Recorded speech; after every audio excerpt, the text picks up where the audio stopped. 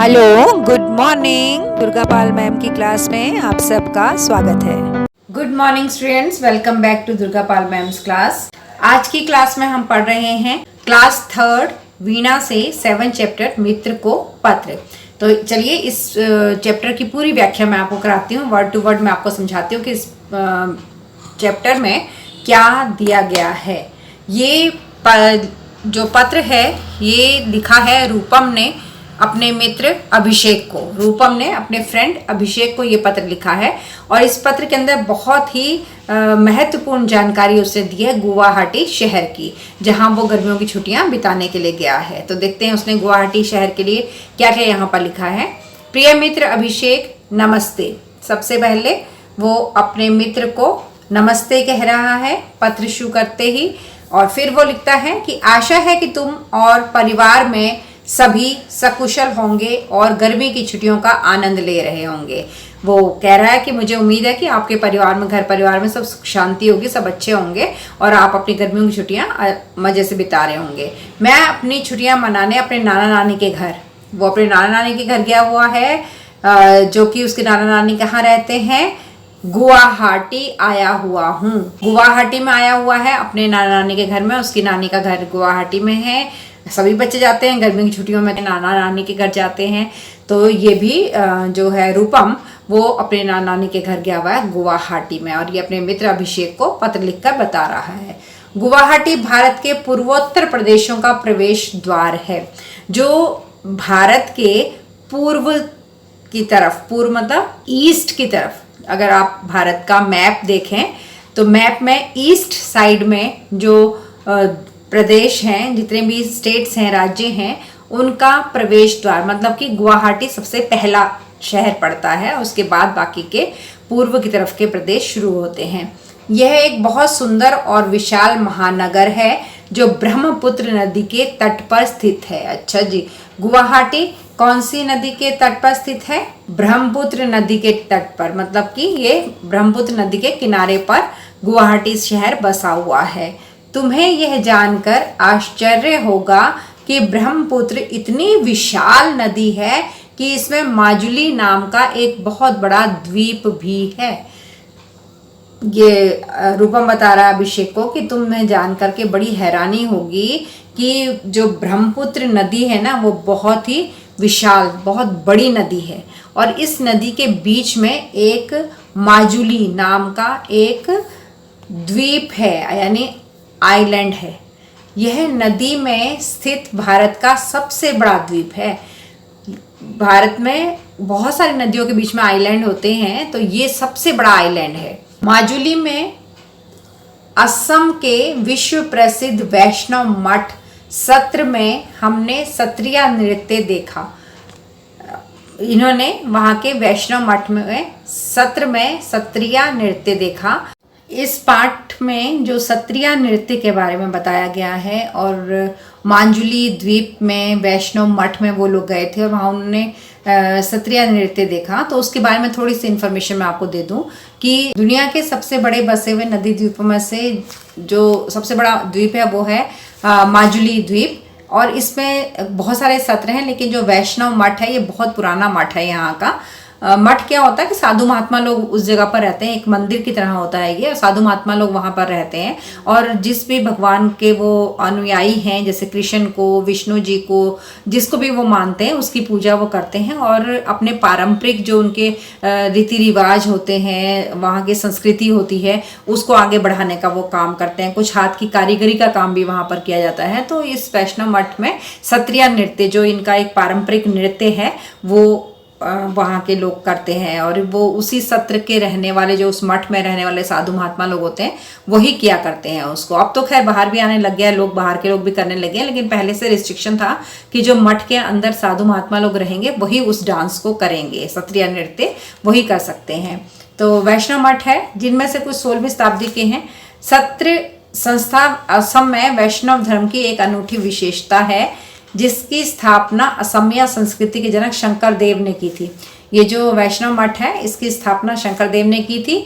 ये सत्र मठ ही नहीं है, बल्कि पारंपरिक प्रदर्शन कलाओं के केंद्र भी है। मैंने बताया ना कि ये सिर्फ मंदिर नहीं होते कि साधु महात्मा वहाँ पर बैठे रहे। मठ जिसे कहते हैं, साधु महात्मा वहां पर होते हैं, और जो हमारे पुराने रीति रिवाज होते हैं, पुरानी संस्कृति होती है, उसको भी ये लोग जिंदा रखते हैं, उसको भी निभाते रहते हैं।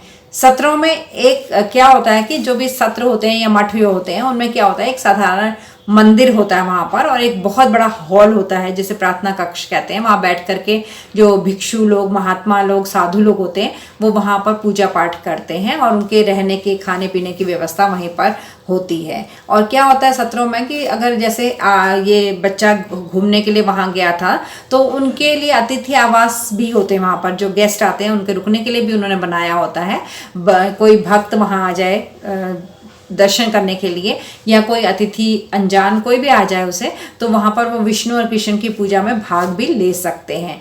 सत्रिया नृत्य 8 प्रमुख भारतीय शास्त्रीय नृत्य शैलियों में से एक है। जो भारत के 8 क्लासिकल डांस हैं हमारे, उनमें से एक है सत्रिया नृत्य। जो इस नृत्य के अंदर क्या दिखाया जाता है कि मनुष्य की भावनाएं, प्रेम और भगवान की भक्ति किस तरह से की जाती है, तो कृष्ण भक्ति का इसमें दिखाया जाता है। ये मिथकों और धार्मिक ग्रंथों की कहानियों का वर्णन करता है। जो हमारे धार्मिक ग्रंथ हैं उनमें जो कहानियां होती हैं ना, उन कहानियों को नृत्य के माध्यम से दिखाया जाता है, उसे कहते हैं सत्रिया नृत्य। जो हमारे क्लासिकल डांस हैं 8 तरह के, उनमें से एक सत्रिया नृत्य भी है, जो कि असम में होता है, असम, गुवाहाटी।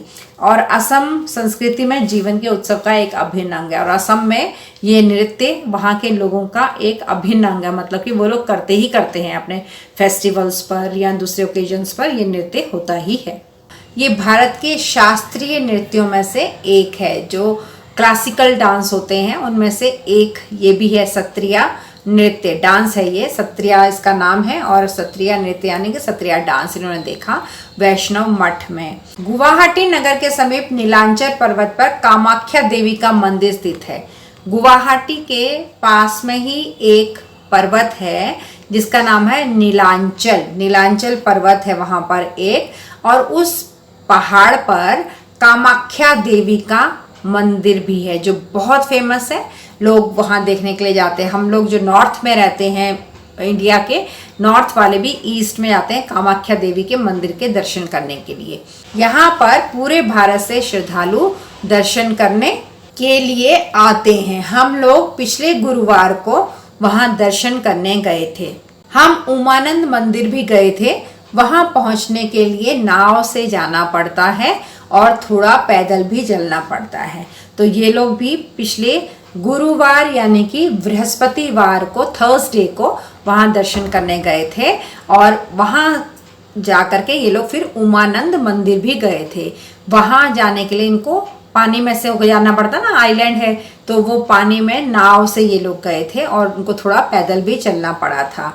पैदल चलते हुए नानी ने मुझे बताया कि अगर आप हेल्दी रहना चाहते हो, स्वस्थ रहने के लिए खेलना भी बहुत जरूरी है। आवश्यक, आवश्यक का मतलब होता है जरूरी है। उन्होंने कहा कि स्वस्थ तन में ही स्वस्थ मन रहता है। जिसका शरीर हेल्दी होता है उसका मन भी हेल्दी होता है, उसको कभी भी आलस नहीं आता, पढ़ाई लिखाई में उसका मन ना लगे ऐसा नहीं होता। जिसका शरीर हेल्दी है, स्वस्थ है, जिसको कोई बीमारी नहीं है, उसका मन हर काम में लगता है। वो पढ़ाई भी बहुत बढ़िया से करता है, अपने जीवन के सारे काम वो बहुत अच्छे से करता है। इसलिए पढ़ाई के साथ साथ खेलकूद भी बहुत आवश्यक है। इसीलिए बच्चों को खेलने के लिए कहा जाता है। आजकल बच्चे टीवी देखने में और वीडियो गेम खेलने में लगे रहते हैं ना, मम्मी पापा चिल्लाते रहते हैं कि बेटा बाहर जाके खेलो, बाहर जाके खेलो।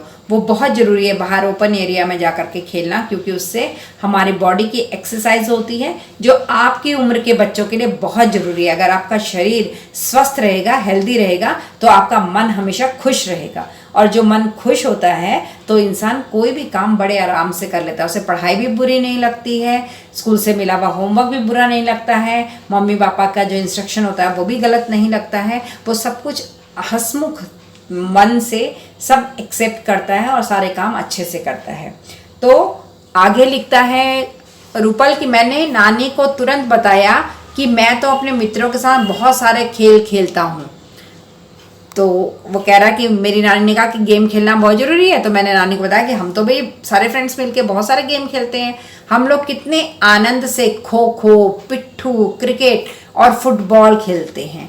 आप जो बच्चे वीडियो को देख रहे हैं मुझे कमेंट करके बताना कि क्या आप खो खो, पिट्ठू, क्रिकेट और फुटबॉल ये खेलते हैं।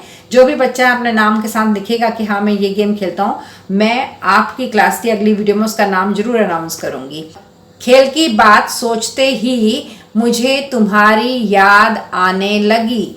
मैं तुम्हें यहाँ के बहुत सारे अनुभव सुनाना चाहता हूँ। जल्द ही लौटूंगा।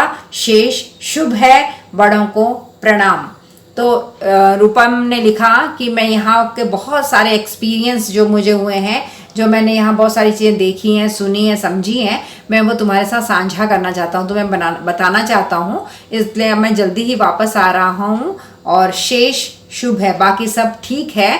और अपने घर में जितने भी बड़े लोग हैं उनको मेरी तरफ से प्रणाम यानी नमस्कार कह देना। तो ये था रूपम का पत्र अपने फ्रेंड अभिषेक के लिए। इस पत्र में ये जो चैप्टर है 7 चैप्टर मित्र को पात्र, इसमें 2 चीज़ें खास तौर पर बताई गई हैं। एक तो गुवाहाटी प्रदेश की जानकारी हमें दी है कि ये पूर्वोत्तर में स्थित है और ये पूर्वोत्तर राज्यों का प्रवेश द्वार है। यहीं से मतलब बाकी सब राज्य शुरू होते हैं। ये पहला राज्य है जो पूर्व में है और ये ब्रह्मपुत्र नदी के किनारे पर है। और ब्रह्मपुत्र नदी का में सबसे बड़ा आइलैंड भी यहीं पर है, इंडिया का सबसे बड़ा आइलैंड। और यहाँ पे कामाख्या मंदिर है जिसके दर्शन के लिए बहुत से लोग जाते हैं, पूरा भारत ही जाता है कामाख्या माता के दर्शन के लिए। और दूसरी जो इम्पोर्टेंट बात हमें इस चैप्टर में बताई गई है वो ये है कि पढ़ने के साथ साथ खेलना भी बहुत ज़रूरी है। और क्या खेलना ज़रूरी है? जो गेम मैदान में जाकर, ओपन एरिया में जाकर खेले जाते हैं। घर के अंदर खेलने वाले गेम शरीर को स्वस्थ नहीं करते हैं, इसलिए हमें इंडोर की जगह आउटडोर गेम्स पर ज़्यादा ध्यान देना चाहिए। तो ये 2 इम्पॉर्टेंट बातें इस चैप्टर में कही गई हैं। चैप्टर की व्याख्या समझ में आ गई है, वो अच्छा लगा है आपको समझना, समझाना। और सारी चैप्टर में जो भी है वो समझ करके अब आप जो क्वेश्चन आंसर करेंगे तो बहुत आसान आपके लिए हो जाएंगे। आपको ऐसा लगता है कि आपको ये वीडियो देख करके कुछ ज्ञान मिला है, कुछ अच्छा लगा है, तो कर दीजिए 4 काम। पहला है लाइक का बटन दबाना, दूसरा है अपने 2 दोस्तों में शेयर करना, तीसरा है दुर्गा पाल मैम की क्लास को सब्सक्राइब करना और चौथा है बेल आइकन को दबाना ताकि अगली वीडियो को नोटिफिकेशन आपके पास तुरंत आ जाए। तो अब चलते हैं, मिलते हैं अगली वीडियो में इसके क्वेश्चन आंसर के साथ। तब तक के लिए टाटा, bye bye and love you all. Thanks for attending Durga Pal Ma'am's class. Please like, share, subscribe and don't forget to leave a lovely comment. Thank you.